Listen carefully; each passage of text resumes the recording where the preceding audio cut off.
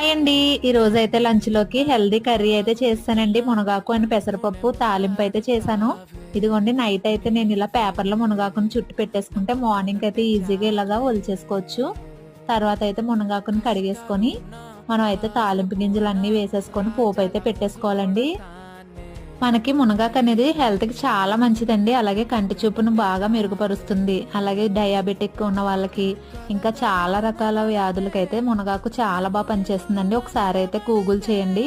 ఇక్కడ నేనైతే మునగాకు వేడి చేస్తుంది అని అంటారు కదా చాలా మంది, అందుకని నేను పెసరపప్పు అయితే వేసి దాన్ని బ్యాలెన్స్ చేశాను.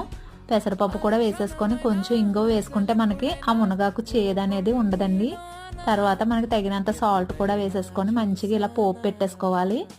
మీకు గనక పొడి కూరగా నచ్చకపోతే కొంచెం వాటర్ చిలకరించుకుంటూ లైట్గా మగ్గించేసుకుంటే కర్రీ అయితే సూపర్ ఉంటుందండి. అలాగే హెల్త్కి కూడా చాలా మంచిది. ఒకసారి అయితే ట్రై చేసేయండి.